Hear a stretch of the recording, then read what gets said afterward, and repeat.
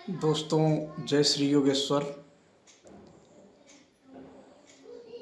एक बार हम गए थे घूमने ऋषिकेश। तो वहाँ एक हिमालय के संत थे जिन्होंने हमसे हिंदुओं की क्या समस्याएं हैं और उसका निदान क्या है, इसको लेकर के हमसे एक डिस्कशन उन्होंने किया था, जिसके हमने कुछ अंश जो है पीडीएफ में पिरोए हैं। लेकिन मैं कई जगह सोशल मीडिया पे या यूट्यूब पे कई चीज़ें वो शेयर करता हूँ। लेकिन क्या है कि देखिए, पीडीएफ देखने में थोड़ा सा ब्रॉड पड़ जाता है और टाइम टेकिंग है। तो हमारे दिमाग में ख्याल आया कि हम इसको जो है एक वीडियो के रूप में करते हैं, ताकि लोगों को कम टाइम में चीज़ों को समझ में आए। तो वो किताब का नाम है, मैंने रखा था योगेश्वरवाद, और हम उसको एक्सप्लेन कर रहे हैं।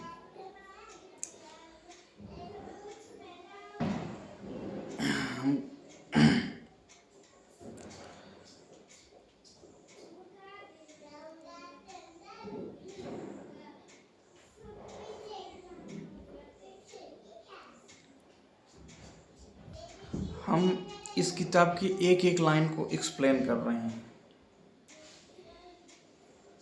आत्मनिर्भर नाम का शीर्षक है। इसमें ये लिखा है, ये पुस्तक का प्रमुख उद्देश्य ये है कि सभी देशों को लोकतांत्रिक, धर्मनिरपेक्ष, न्यायपूर्ण, आतंक के आयोजन के लिए बढ़ती आबादी से मुक्त और इंसान को आत्मनिर्भर बनाने के लिए है, क्योंकि लोकतंत्र और धर्मनिरपेक्षता ईश्वर का शासन है। इसमें फिर कई हेडिंग जो है अलग अलग है, जैसे अंतर्राष्ट्रीय संबंध, राष्ट्रीय संबंध, राज्य संबंध, पारिवारिक संबंध, स्वयं का संबंध एवं कॉम्प्लीमेंट्री, पूरक। लास्ट में देखिए, अब हम पहले शीर्षक में आते हैं, अंतर्राष्ट्रीय संबंध। देखिए, पहला पॉइंट है, आत्मनिर्भर विचारधारा के लोगों के जीवन का मुख्य लक्ष्य सेक्युलर दुनिया बनाना होना चाहिए और यह एक ईश्वर का कार्य है। सेक्युलर उन्होंने मुझे इसलिए बोला कि देखो, सेक्युलर में हर तरह के मानने वाले लोग, हर तरह के पंथ, मजहब, हर तरह के लोगों को अपनी जो विचार है, जो अभिव्यक्ति है, उसको व्यक्त करने की आज़ादी हो। तो उन्होंने बताया कि ये दुनिया जो है इस समय डिक्टेटर कंट्रियां हैं, उससे डेमोक्रेसी और सेकुलरिज्म को बहुत खतरा है। जो डिक्टेटर रिलीजन है और डिक्टेटर कंट्री हैं, वो मिल के जो है थर्ड वर्ल्ड वार 8-10 साल में या 20 साल, 15-20 साल में हो सकता है। और ये वार होगा, उनका कहना था कि ये वार होगा डेमोक्रेटिक नेशन के बीच में, और जो डिक्टेटर रिलीजन और डिक्टेटर कंट्री एक तरफ होंगे, डेमोक्रेटिक और सेकुलर कंट्री एक तरफ होंगे वर्ल्ड वार 3 में। तो उन्होंने बोला कि इसकी तैयारी कैसी होगी, ऐसी होगी कि हम हर एक आदमी को, जो भी सेकुलर स्टेट में है, उसका ये है कि देखिए, अपने देश से ऊपर उठ के एक सेकुलर कंट्री का एक ऑर्गेनाइजेशन बनाना होगा।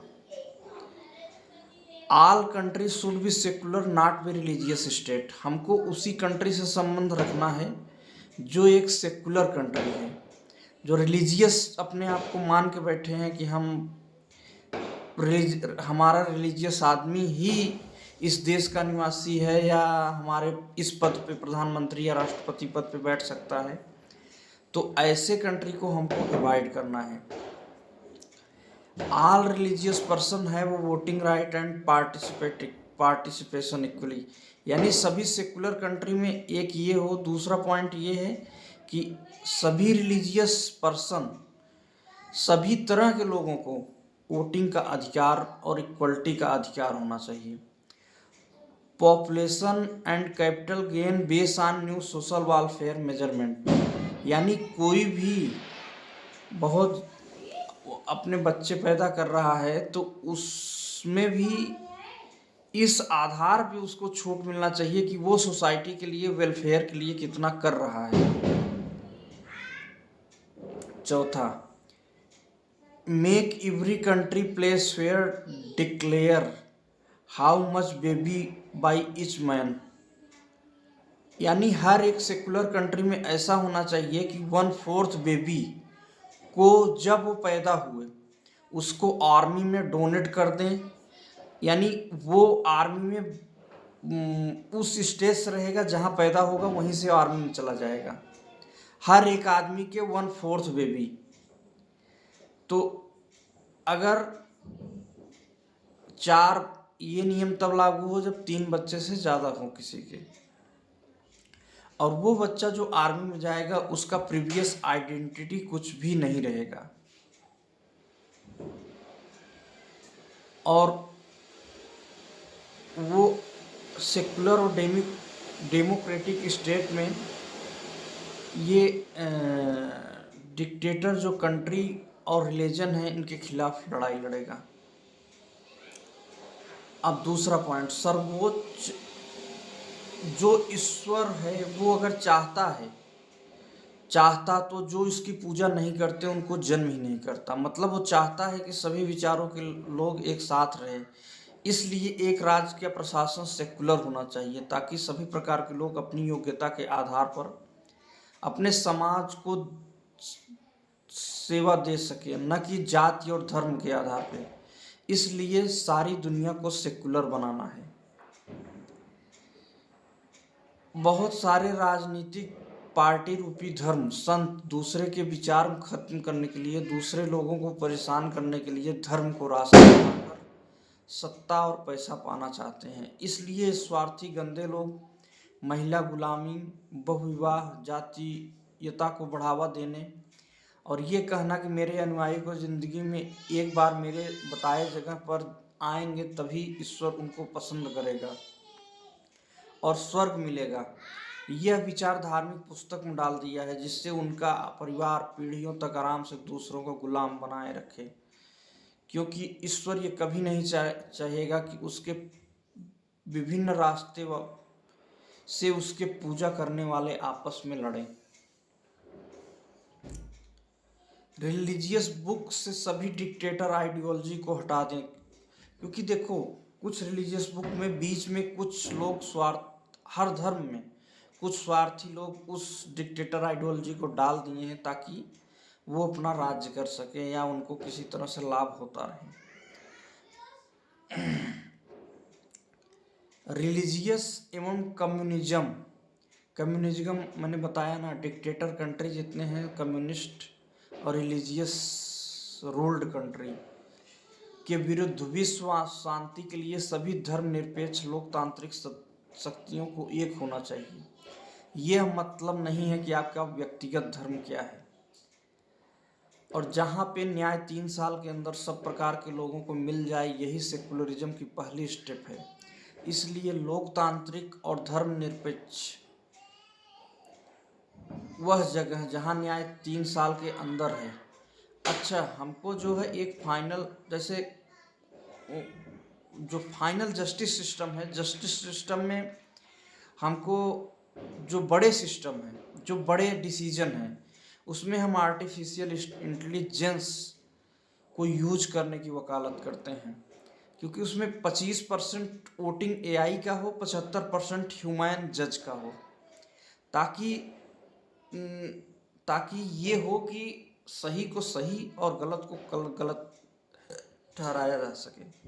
आज की दुनिया ये हो रही है, आज के समय में ऐसा हो रहा है कि जो गलत आदमी है उसको ये डर है कि हमारे साथ तो कुछ होगा ही नहीं। इसलिए न्याय जो है सेकुलर कंट्री उसी को माना जाए कि जहाँ 3 साल के अंदर आदमी को अंतिम न्याय मिल जाए।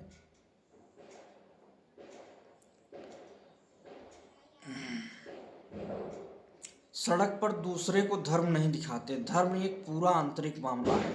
ज़्यादा धर्म को दिखाओ या जो धर्म दिखाए कि हमारा मार्ग केवल ईश्वर पाने का तरीका है, वह धर्म नहीं, एक पॉलिटिकल पार्टी है।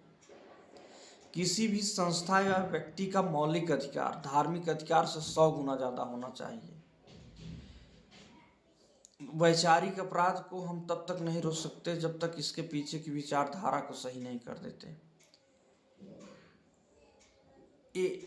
सेकुलर वाले अथॉरिटेरियन को खत्म करने के लिए जो बुराई उनके अंदर है उसी का सहारा लेकर उसको खत्म करना चाहिए। जैसे कि कोई जो है बहुविवाह कर रहा है और अपनी जनसंख्या जो है असीमित रूप से बढ़ा रहा है, तो हम उसका मुकाबला बहुविवाह करके और अपनी जनसंख्या बढ़ा के ही कर सकते हैं। दूसरा कोई रास्ता नहीं है। ये हम तब तक करना पड़ेगा जब तक कि उस नेशन का ये रूल आ जाए कि इतने से ज़्यादा किसी के बच्चे नहीं होंगे, या अगर सबके लिए लागू हो जाए तो ठीक है, अगर नहीं है तो फिर उस गंदगी का बुराई गंदगी से ही किया जा सकता है। लोकतांत्रिक विचार के व्यक्तियों को आपस में सहयोग करना चाहिए। उन लोगों को राज्य की नागरिकता देना चाहिए जो अपना तानाशाही धर्म और तानाशाही देश छोड़ के एक लोकतांत्रिक सेकुलर देश में बसना चाहते हैं और उनके विचारधारा को अपनाना चाहते हैं।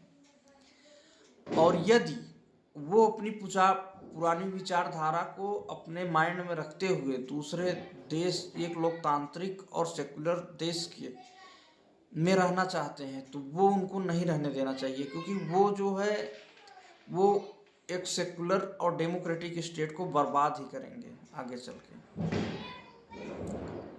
और सेकुलर लोगों आपस के बिजनेस में, आपस के व्यवहार में यूज करना चाहिए, ताकि एक सेकुलर विचारधारा को फॉलो करने वाला व्यक्ति एक सेकुलर दुकानदार के ही यहाँ सारे सामान ले या अपने सामाजिक संबंध, पारिवारिक संबंध स्थापित करे। यदि जो लोकतंत्र यह राज्य नहीं मानेगा कि जो तानाशाही विचारधारा, जो संसाधन के बिना जनसंख्या वृद्धि रूपी जो मूल कारण है सारे आतंकवाद का, रोका नहीं, यही लोकतंत्र को खाएंगे, एक दिन तानाशाही राज्य बनाएंगे, तब केवल और केवल ईश्वर ही उस राज्य को बचा सकता है। संत अब्दुल बाहा जैसे लोकतांत्रिक धर्म का समर्थन करें।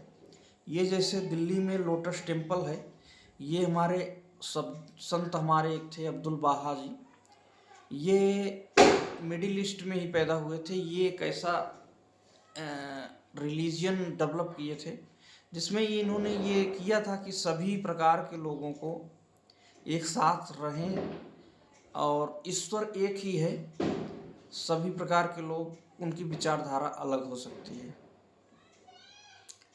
और डिक्टेटर कंट्री और डिक्टेटर रिलीजन बहुत कमज़ोर होते हैं, क्योंकि उनके यहाँ नई चीज़ नहीं पनप पाती, क्योंकि उनके यहाँ तर्क नहीं होता है, और जहाँ तर्क होती है वहीं पे नई चीज़ें पनपती हैं। यदि एक डेमोक्रेटिक स्टेट अगर अपने घर में डिक्टेटर थिंक को रोक लेता है तो उसे कोई नहीं हरा सकता। डेमोक्रेटिक और सेकुलर कंट्री को मेन जो थ्रेट है ना, वो इंटरनल है, कि मतलब जो अपने यहाँ लोग हैं, अगर वो उनको अगर कंट्रोल कर लिया तो बाहर के जो डिक्टेटर कंट्री और डिक्टेटर रिलीजन है वो उनको नहीं हरा पाएंगे। क्योंकि वो क्या है, उनके यहाँ जो सेकुलर और डेमोक्रेटिक लोग हैं उनके यहाँ क्या है, एक थॉट प्रोसेस है, एक अभिव्यक्ति की आज़ादी है, तो उनके यहाँ नई चीज़ें, नए वेपन पनपेंगे। और जो डिक्टेटर कंट्री है उनके यहाँ नए वेपन नहीं पनपेंगे, जिसकी वजह से वो हारेंगे। लेकिन यहाँ डिक्टेटर और सेकुलर कंट्री को यही ध्यान रखना है कि जो भी डिक्टेटर रिलीजन का या डिक्टेटर कंट्री का फॉलोअर है, उसको अपने यहाँ नहीं घुसने देना है। अगर घुसते हैं तो उनको बाँझ बना देना है। बधिया कर देना है, ताकि ठीक है वो अपनी ज़िंदगी जी लें लेकिन उनकी जनरेशन वहाँ पे पैदा ना हो।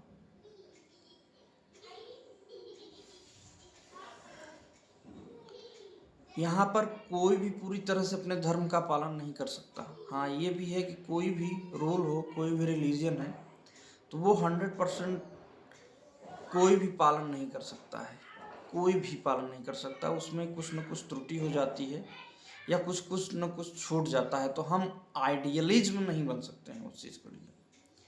जैसे तालिबान है, वो बोलता है कि मैं इस्लामिक शासन चलाएंगे, लेकिन अब क्या है कि जैसे फीवर होगा तो उसको पैरासीटामॉल लेना पड़ेगा, क्योंकि वो किसके द्वारा बनाया गया है, एक गैर इस्लामिक आदमी के हाथ से बनाया गया है। इसी तरह से सभी धर्मों के ऊपर लागू होता है।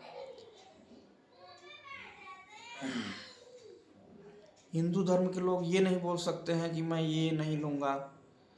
हालांकि हिंदू धर्म काफ़ी डेमोक्रेटिक है, लोग एक दूसरे का विचारों का सम्मान करते हैं, चाहे ईश्वर के पाने का तरीका कुछ भी हो। ये जो किताब हमने लिखा है, इस किताब को विज्ञापित करने के लिए सभी तरह के लोगों की जिम्मेदारी है। सिर्फ सलाह है, ज़बरदस्ती किसी को नहीं करना है, क्योंकि देखिए कोई लाभ है तो वो एक व्यक्तिगत मामला है। अगर किसी विचारधारा या किसी व्यक्ति या किसी बुक से किसी को लाभ हो रहा है तो वो अपना व्यक्तिगत मामला है, या तो इसलिए जिसको लाभ लेना है वो लाभ लेगा, जिसको नहीं लेना है वो नहीं लेगा। तो इसको अगर जैसे लाभ मिल रहा है किसी को, अगर वो चाहे प्रचार करना तो स्वयं के माध्यम से कर सकता है, यूट्यूब या अन्य तरीके के माध्यम से कर सकता है, या जो उसका बिजनेस है, जो उसका कार्य है, उसके माध्यम से इस आइडियोलॉजी को दूसरे की सहायता करके, मतलब जैसे एक गैरेज का कारपेंटर है, वो आइडियोलॉजी से प्रभावित है, उसको लाभ है, तो ऐसा मिस्त्री तैयार करे, वो भी आइडियोलॉजी को माने, दूसरा दुकान खुला के दे, मतलब वो दे, या आपस में एक दूसरे का सहयोग करके एक एनवायरनमेंट बनाना है। पहली पत्नी और परिवार की हाँ हो तो दूसरी शादी साली से कर सकता है आदमी, क्योंकि डिक्टेटर रिलीजियन और डिक्टेटर कंट्री के लोगों का ये है कि पॉपुलेशन टेररिज्म कर रहे हैं, और इनको कंट्रोल करने के लिए अगर जब तक ये रूल न हो जाए कि ये लोग भी रुकें, अपनी पॉपुलेशन को कंट्रोल करें, तब तक अपनी जनसंख्या सेकुलर और डेमोक्रेटिक लोगों को भी अनकंट्रोल्ड बढ़ाना चाहिए। उसके कुछ तरीके हैं, जैसे पहली पत्नी और परिवार की हाँ हो, दूसरी शादी साली से प्राथमिक रूप से, अगर नहीं साली है तो विधवा से। विधवा मतलब ऐसे कि जैसे कोई किसी का सहारा नहीं है किसी औरत का, तो उससे शादी कर सकते हैं अगर आप पत्नी की हाँ हो और परिवार की हाँ हो तो। आकस्मिक विकलांग हो, जैसे किसी का एक्सीडेंट हो गया, किसी का हाथ कट गया, पैर कट गया, शादी नहीं हो रही है, परिवार और बीवी की हाँ हो तो उससे शादी कर सकते हैं। इसलिए भी कर सकते हैं क्योंकि देखिए युद्ध तो होना ही है, तो युद्ध में बहुत लोग पुरुष मारे जाएंगे, तो महिलाएं जो है बहुत ज़्यादा होंगी, तो उनको एडजस्ट करने के लिए भी 2 शादियाँ या 3 शादियाँ जरूरी हैं। और वाई क्रोमोसोम भी अभी अधिक बढ़ रहा है, तो इसके कारण भी फीमेल पॉपुलेशन ज़्यादा बढ़ेगा, तो इसलिए भी शादियां कर सकते हैं, लेकिन ये तभी कर सकते हैं जब पारिवारिक समन्वय हो और अपनी पहली बीवी की हाँ हो, तो नहीं तो नहीं करना है। और अधिक सक्षम हो तो 12 तक का 12 तक स्कूल खुलवाएं, और जिसमें ये विचारधारा की पढ़ाई हो प्लस विज्ञान की पढ़ाई हो, वेद की पढ़ाई हो, भागवत शोध केंद्र की पढ़ाई हो, ताकि हर तरह के जाति के लोग ब्राह्मण पंडित बनकर निकलेंगे, हर तरह के जाति के लोग। और खुद के दान, अच्छा ये सब करने के लिए हमको दान नहीं लेना है। अगर तुम खुद कैपेसिटी डेवलप कर सको, अपनी क्षमता के अनुपात में ही काम करना है, दान लेके या भीख मांग के काम नहीं करना है। ये इतनी तगड़ी विचारधारा है, अगर इसको पालन करेंगे तो खुद मजबूत बनेंगे, और खुद मजबूत बनेंगे तो खुद सारी चीजें कर सकते हैं। शिक्षण संस्थान जैसे हैं तो वो लंबा कैसे चलेंगे, उसके कुछ नियम हैं। शिक्षण संस्थान के संचालन नियम छात्र की मेरिट के आधार पर होगा, और जैसे कोई खोल दिया, उसकी मृत्यु हो जाती है, तो उस संस्थान से निकला हुआ छात्र आगे चल के उस संस्थान की जिम्मेदारी ले सकता है और अपना फाइनेंशियली सोशली उसको सपोर्ट कर सकता है उस स्कूल को।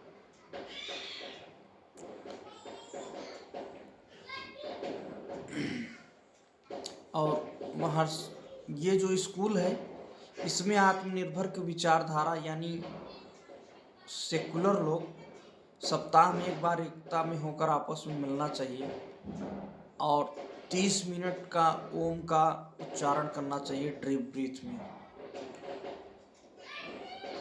और अपनी आइडियोलॉजी के ज़रूरतमंद आदमी को छोटा सेकुलर बिजनेस, यानी जैसे आपके पास क्षमतावान है, एक बार जो है सेकुलर आदमी जैसे है, गरीब है, कुछ नहीं है उसके काम, तो उसको जो है सपोर्ट करना चाहिए। जैसे उसको छोटी दुकान खुलवा के दे दीजिए एक ही बार, वन टाइम। अच्छा, एक चीज़ और है, जैसे किसी का आप सपोर्ट करो तो इतना सपोर्ट गुप्त रूप से करो कि तीसरे को नहीं पता चले, यानी आप देने वाले लेने वाले तीसरे को ना पता चले। और जातिवाद एक तरह का मानसिक रोग है जो हर तरह के लोगों में किसी न किसी प्रकार से है। हो सके तो सरनेम हटा देना चाहिए या 2 सरनेम लगाना चाहिए। यदि न्यायपालिका अपना कर्तव्य पूरा करने में फेल हो और यदि अस्तित्व पर खतरा हो तो शाही बन के जवाब जरूर देना चाहिए। शाही प्रवृत्ति, ये एक शाही एक तरह से मान लो जीव है, मान लो शेर उसका शिकार करने जाता है, लेकिन शाही तो छोटा सा ही जीव है, लेकिन शाही की एक खासियत है, उसके अंदर कांटे रहते हैं। वो क्या करता है कि कम से कम डिफेंस में तो वार करता है, यानी इतनी कैपेसिटी रखता है कि सामने वाले को ये पता चले कि हम अगर इसको कुछ हमला करेंगे तो हमारा भी नुकसान हो जाएगा।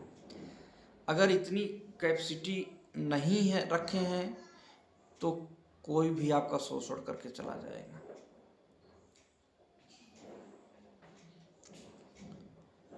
यदि कोई गला काट करके दहशत फैला रहा है तो उसको जिंदा जलाकर उसका जवाब देना चाहिए, तभी शांति हो। जो यह दिखाता है केवल उसका ही रास्ता ईश्वर पाने का तरीका है, यही विचारधारा एक डिक्टेटरशिप की ओरिजिन है, जननी है।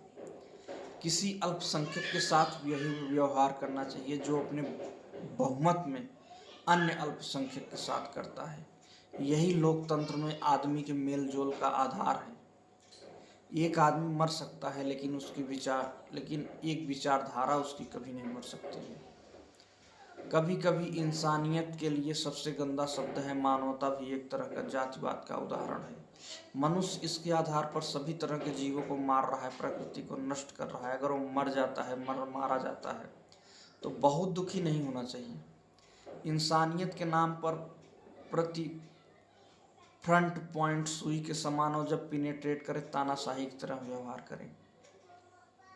मैं बताया ना, जो भी अवैध शरणार्थी है वो आता है, शुरू में तो दया सोचता है कि दया करके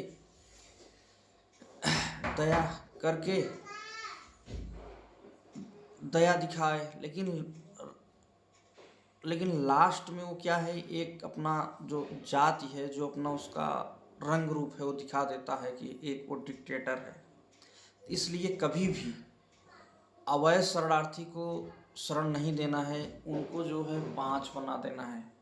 अगर पहले तो उन्हें वापस करना है, अगर नहीं जाएं तो उन्हें बाँझ बना दें, ताकि वो अपनी संतानें नहीं पैदा कर सकें।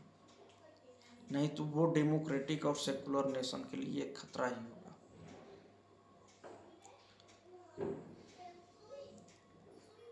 बच्चे पैदा तभी करने चाहिए जब उसका सोर्स हो खिलाने पिलाने का, नहीं तो सब सोसाइटी का छीन के खाएगा और आतंकी की तरह व्यवहार करेगा। सभी लोकतंत्र में विश्वास करने वालों को 1 जनवरी को विश्व भर में अपने सभी राजनीतिक पार्टी के नेताओं को अपनी मांग लिखनी चाहिए और इस दिन एकत्रित होकर विचार करना चाहिए। ईश्वर की धार्मिक किताब के आधार पर तर्क किया जा सकता है, गाली नहीं दी जा सकती। किसी का ईश्वर इतना कमजोर नहीं होना चाहिए कि वो तर्क से डर जाए। किसी को व्यक्तिगत मारना आसान काम है, लेकिन किसी को तर्क से हराना सबसे कठिन कार्य है। यदि कोई समुदाय का बहुत लंबा समय से अपराध का इतिहास है तो उसमें समुदाय का गलती नहीं, ये उसकी धार्मिक विचारधारा है। जो ईश्वर में विश्वास नहीं रखता वह तानाशाही को नहीं हरा सकता। देखिए, ईश्वर में तो विश्वास करना पड़ेगा और ईश्वर हैं, इसका तो भाई मैं विश्वास करता हूँ, बाबा जी भी विश्वास करते हैं। क्योंकि जो ईश्वर में जितना विश्वास करता है वो उतना धैर्यवान होता है और धैर्य ही प्रतिभा है। जिसके पास धैर्य है वही प्रतिभावान है।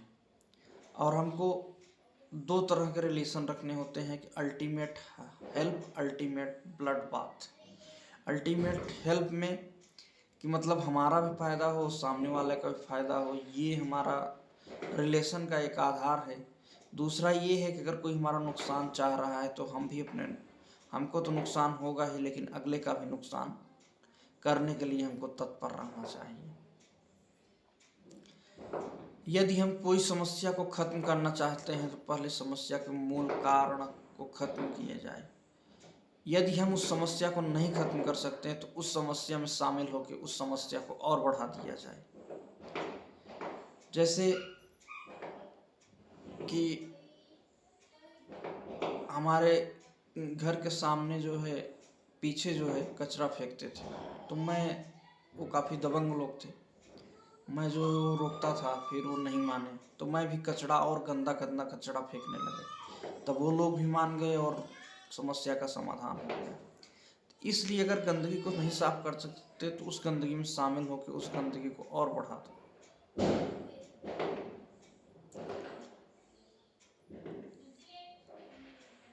योगेश्वर, देखिए ईश्वर एकमात्र श्री योगेश्वर हैं। उनको निराकार रूप ओम में हम पूज सकते हैं और एकमात्र भक्ति किताब श्रीमद् भागवत गीता है। बाकी उसके एक्सप्लेन किए हुए कई किताबें हैं, लेकिन ओरिजिनल तो श्रीमद् भागवत गीता ही है। योगेश्वर के मंदिर को हम धर्मनिरपेक्ष, लोकतांत्रिक, न्यायपूर्ण मंदिर कहा जाता है, क्योंकि वहाँ कोई बंधन ये नहीं है कि यही क्रिया करो तभी ईश्वर मिलेंगे, ताकि बहुत सारे विचार के लोग एक साथ रह सकें। योगेश्वर का शासन ऐसा है कि हर तरह के लोग, हर मत पंथ मजहब के लोग एक साथ रह सकें। लोगों के पूजा करने का नियम अलग अलग हो सकते हैं, उनका सम्मान कर सकते हैं, लेकिन हमको ओम और कृष्ण के अलावा किसी और की पूजा नहीं करनी चाहिए जो प्योर हिंदू हैं, और उनको दिखाए रास्ते पे ही चलना चाहिए और जीवन जीने चाहिए। देखिए कोई भी है, आदमी का 3 नेचर होता है।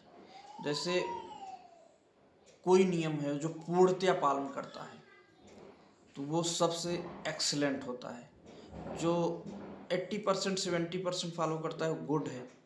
जो 30% 40% करता है वो भी पास ही है।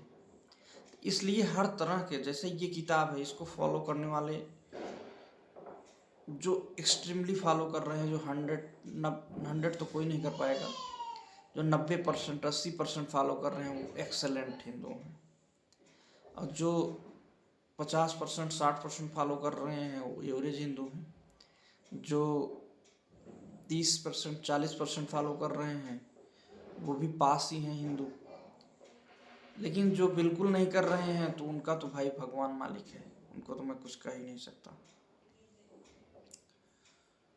द्वैत को जब सही ज्ञान हो जाता है तो वह अद्वैत बन जाता है। जब किसी व्यक्ति को एक सही ज्ञान हो जाता है ना, तो वो हर तरह के लोगों, हर विचार के लोगों को अपना समझने लगता है। वो समझता है कि जो ईश्वर हमारा है वही ईश्वर इसका है, बस हमारे तरीके अलग अलग हैं। हम चाहते हैं कि विज्ञान का इतना विस्तार हो कि मून यानी चंद्रमा, जिसको अरबी में अल्लाह भी कहते हैं, हिंदी में चंद्रमा, और मंगल के ऊपर यानी अल्लाह और मंगल के ऊपर बस्ती बसाई जा सके। विज्ञान का इतना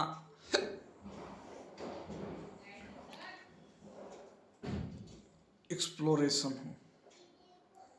अब दूसरे, ये तो हम अंतर्राष्ट्रीय में पढ़े, अब राष्ट्रीय में, यदि कोई अवैध शरणार्थी की मदद करता है तो उसकी जिंदगी कैद में और अवैध शरणार्थी को बाँझ कर देना चाहिए, और जो उनकी मदद करे उनको भी बाँझ बना देना चाहिए।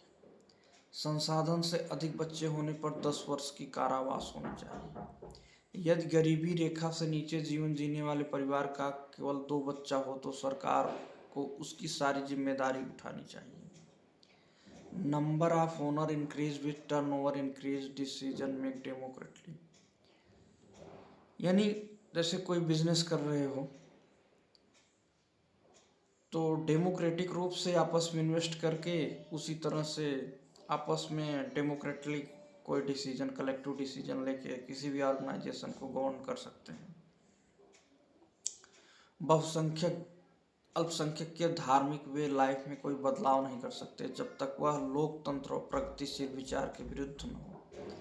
यदि किसी जगह पे कोई बहुसंख्यक है और वहाँ पे कोई माइनॉरिटी रह रही है और उनका पूजा पद्धति का तरीका अलग है और बहुसंख्यक क्या अलग है, तो बहुसंख्यक अल्पसंख्यक के जो पूजा पाठ है उसमें कोई बदलाव नहीं कर सकते हैं। उनको पूरा, अल्पसंख्यक को पूरा अधिकार होना चाहिए कि वो अपने पूजा पाठ, रहन सहन, सामाजिक चीज़ें अपने अनुसार कर सकें। हाँ, इसका भी एक लिमिट ज़रूर होना चाहिए कि उनको ये छूट मिले कि इतने तक छूट मिले कि कोई डेमोक्रेटिक और सेकुलर ढांचे में कोई जो है हानि न पहुंचे उसको।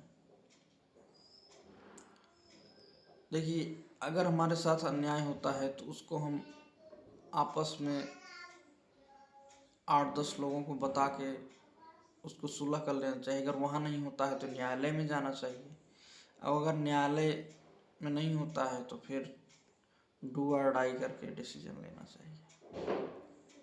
आदमी के कमाने की क्षमता, हेल्प, क्रिएटिविटी, सोशल पीस और इस चीज़ पर निर्भर रहना चाहिए। पैसे के बांध, और इस तरह नहीं होना चाहिए कि पैसे के दम पर छोटे छोटे दुकानदार का होलसेल करके छोटे छोटे दुकानदारों का जो बिजनेस है उसको ठप करा दे, जैसे रिलायंस करती है। रिलायंस जो है सब्जी बेच रही है तो छोटे दुकानदार क्या करेंगे, इसलिए रिलायंस पे ये पाबंदी लगनी चाहिए, अदानी पे पाबंदी लगनी चाहिए कि ये तेल न बेच सको, नमक न बेच सको। जो बड़े बिजनेसमैन हैं और जो छोटी छोटी चीज़ें हैं उसमें वो नहीं आने चाहिए, क्योंकि जो छोटे व्यापारी हैं उनको भी एक सेफ जोन मिलना चाहिए। कोई पैसे के दम पे उनको ना दबा सके कोई पूंजीपति।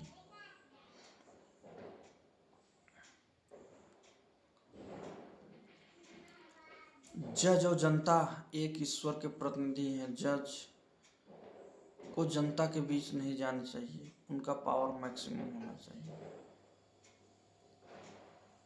रविवार और शनिवार लोगों की छुट्टी होनी चाहिए ताकि लोग अपना सामाजिक जीवन की खातिर अधिक समय तक कार्य करने के लिए सामाजिक जीवन, इसका मतलब ये है कि रविवार और शनिवार को आदमी की छुट्टी होनी चाहिए जिससे कि वो अपना सामाजिक जीवन जी सके। अगर बहुत इमरजेंसी कारणों से उसको शनिवार या रविवार काम करना पड़ रहा है तो उस संस्थान को ओवर टाइम का डबल देना चाहिए।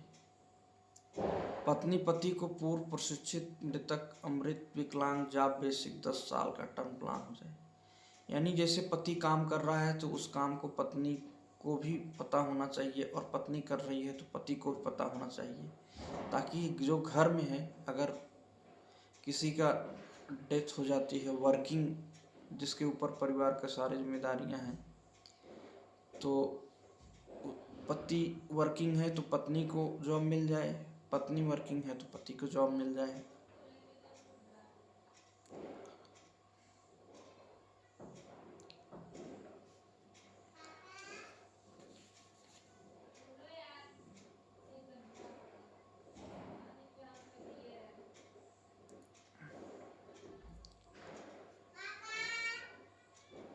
सजा इतिहास और अपराधों की तीव्रता के अनुसार होना चाहिए। किसी योगेश्वर की बात, जो कि एक धार्मिक ग्रंथ श्रीमद् भागवत गीता को भूल के अपने स्वार्थ में लिपट गए, उनके ही जन्म स्थान को मिटा दिया गया, जैसे मथुरा। आज हिंदू इस कदर कमज़ोर हो गया है कि मतलब योगेश्वर का जो जन्म स्थान है उसको भी नहीं बचा पाया।